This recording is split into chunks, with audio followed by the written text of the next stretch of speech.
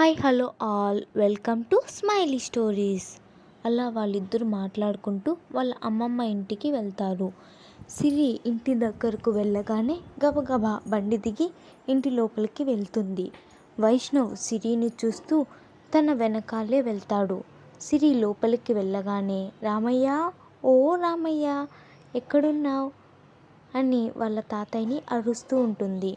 అప్పుడే బయట తన గొంతు విని వాళ్ళ అమ్మమ్మ వస్తుంది. వాళ్ళ అమ్మమ్మని చూడగానే సిరి పరిగెత్తుకుంటూ వెళ్ళి వాళ్ళ అమ్మమ్మని గట్టిగా పట్టుకొని, ఎలా ఉన్నావు సీత, అసలు నేను గుర్తే రాలేదా అని అడుగుతూ మాట్లాడుతూ ఉంటుంది.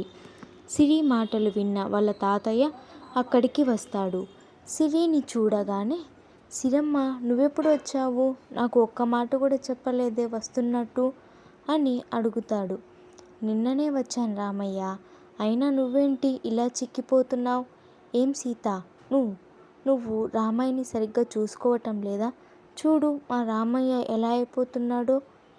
ఇప్పుడే మా రామయ్యకి ఊర్లో ఫాలోయింగ్ తగ్గిపోతుంది. ఏం రామయ్య, ఎందుకు ఇలా చిక్కిపోతున్నావు? బాగా తినొచ్చు కదా, ఊరికే పొలాల దగ్గరికి తిరగకుండా ఇంట్లోనే ఉండు, సరేనా? అలా చెప్పు సిరి మీ తాతకి. నా మాట అస్సలు వినడు. నేను ఎన్నిసార్లు చెప్తాను ఇంట్లోనే ఉండు, ఎక్కువ బయట తిరగద్దు అని. ఆయనకి మధ్యస్థాలు ఎక్కువ. ఇంకా నన్నేం చేయమంటావు? నువ్వన్నా చెప్పు, నీ మాట వింటాడు. సిరి, ఏంటి రామయ్య, ఎందుకు నువ్వు సీత చెప్పిన మాట వినటం లేదు? ఇంకొకసారి అమ్మమ్మ చెప్పిన మాట వినకపోతే నేను నీతో అస్సలు మాట్లాడను. లేదు బంగారు తల్లి, ఇక నుంచి ఎక్కువ బయట తిరగను, మీరు చెప్పినట్టే వింటాను, సరేనా? అయినా నిన్న ఊరికొస్తే కనీసం మీ అమ్మ కూడా నాకు ఒక్క మాట చెప్పలేదు నువ్వు వచ్చావని. అయినా నువ్వు కూడా చూడు, నిన్నొచ్చి ఈరోజు వస్తున్నావు ఇక్కడికి. అసలు నేను నీకు గుర్తే లేను కదూ. సిరి, అయ్యో రామయ్య, నువ్వు ఇలాంటి పెద్ద పెద్ద మాటలు మాట్లాడొద్దు. నువ్వు గుర్తుండుకుంటా ఉంటావా? నాకు నిజం చెప్పాలంటే నువ్వే నన్ను మర్చిపోయావు. నేను బెంగళూరు వెళ్ళాక నాకు ఎన్నిసార్లు ఫోన్ చేసి మాట్లాడావు చెప్పు. నాకే మీరంతా బాగా గుర్తొచ్చి మిమ్మల్ని చూసి వెళ్దామని వచ్చా. అదిగో నిలబడి మనల్ని చూస్తున్నాడు చూడు, మీ మనమడు కూడా తీసుకొని వచ్చా మీకోసమని. అప్పుడు సీతమ్మ రామయ్య ఇద్దరు వైష్ణవ్ని చూస్తారు. ఇద్దరు వైష్ణవ్ దగ్గరికి వెళ్ళి, ఏంటి నాన్న ఎలా ఉన్నావు, అసలు ఊరికి రావటమే లేదు మీరసలు. అయినా నువ్వేంటి సిరి, వైష్ణవ్ వచ్చాడని ఒక్క మాట కూడా చెప్పలేదు. అయినా మాకే బుద్ధి లేదులే, మనిషి ఇంటికొచ్చింది కూడా చూసుకోలేదు. వైష్ణవ్, అయ్యో నానమ్మ, మీరు అలా అనద్దు. నేను ఇంతసేపు నుంచి మిమ్మల్ని చూస్తున్నాను. మీ ఇద్దరు సిరితో మాట్లాడేటప్పుడు మీ కళ్ళల్లో ఆనందం, తనని మీరు ఎంత మిస్ అయ్యారని మీ మాటల్లోనే తెలుస్తుంది. అందుకే మీ ముగ్గురిని అలా చూస్తూ ఉన్నాను. రామయ్య, అయినా మాకు సిరి అయినా ఒకటే, నువ్వైనా ఒకటే. ఇద్దరు మాకు రెండు కళ్ళు లాంటి వాళ్ళు. ఇద్దరినీ ఇలా కళ్ళు ఎదురుగా చూస్తూ ఉంటే మాకు ఇంకేమీ అవసరం లేదు. సిరి ఇక్కడున్నప్పుడు రోజు మార్చి రోజు, లేదంటే రోజు వచ్చేది. ఇప్పుడు సిరి అక్కడికి వచ్చాక సిరి మాకు రోజు గుర్తొస్తుంది. తన లేని లోటు మాకు ఇంట్లో రోజు కనిపిస్తుంది. సిరి చాలా అల్లరి పిల్ల. అల్లరి బయట వాళ్ళ దగ్గర ఉండదు. తన అనుకున్న వాళ్ళ దగ్గరే ఇంత అల్లరిగా ఉండగలుగుతుంది. మా ఇద్దరికి సిరి లేకపోతే రోజు గడవకుండా ఉండేది.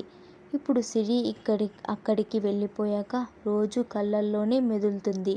మేము ఒకరోజు అక్కడికి వచ్చి సిరిని చూసి వద్దామనుకున్నాము. కానీ ఇదిగో మీ ఇద్దరే ఇలా వచ్చారు. నాకు చాలా సంతోషంగా ఉంది. సిరి, చాలు చాలు రామయ్య, ఇప్పటికే చాలా మాట్లాడేశావు మీ మనవడితో, తర్వాత మాట్లాడదు కానీ ఇప్పుడు నువ్వు నాకు చెప్పు, రోజు టాబ్లెట్స్ అన్నీ కరెక్ట్గా వేసుకుంటున్నావా, లేకపోతే ఆ పని ఈ పని అని చెప్పి అన్నీ మర్చిపోతున్నావా? రామయ్య, లేదు సిరమ్మ, అన్నీ మర్చిపోకుండా కరెక్ట్గా మింగుతున్నాను. అయినా నేను మర్చిపోయినా నువ్వు మీ అమ్మమ్మకి చెప్పేసి వెళ్ళావు కదా, తనే దగ్గరుండి నాకు టాబ్లెట్లు ఇస్తుంది. సీతమ్మ, ఎలా ఉన్నావు వైష్ణవ్, అమ్మా నాన్న ఎలా ఉన్నారు? మీ అమ్మా నాన్న కంటే పనులుంటాయి, ఎప్పుడూ రారు. నువ్వైనా అప్పుడప్పుడు మా దగ్గరకు రావచ్చు కదా. వైష్ణవ్: ఇన్ని రోజులంటే కొంచెం పనులుండి రాలేదు నాన్నమ్మ. ఇక నుంచి ప్రతిసారి లీవ్ దొరికితే మీ దగ్గరికి వస్తాను. అయినా నాకు మాత్రం మీతో ఉండాలని ఉంటుంది కదా. నాకు టైం లేకుంటే రాలేకున్నాను. టైం దొరికితే ఖచ్చితంగా వస్తాను. మీరు ఏమీ బాధపడకండి. అలా వాళ్ళందరూ కూర్చొని సరదాగా కబుర్లు చెప్పుకుంటూ మధ్యాహ్నం వరకు సమయం గడుపుతారు. తర్వాత భోజనాలు చేసి సిరి అక్కడ విషయాలన్నీ వాళ్ళ అమ్మమ్మ, తాతయ్యతో చెప్తూ ఉంటుంది. వాళ్ళందరూ కలిసి కాలేజ్కి వెళ్ళి రావటం, తనకు ఏదైనా కావాలన్నా వైష్ణవ్ తనని బయటకు తీసుకువెళ్ళటం అని చెప్తూ ఉంటుంది.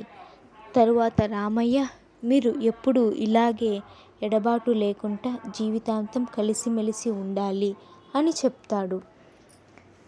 దానికి సిరి, వైష్ణవ్ ఇద్దరూ అలాగే తాతయ్య, మా ఇద్దరి మధ్య ఎలాంటి డిస్టర్బెన్స్ రాకుండా చూసుకుంటాము అని చెప్తారు.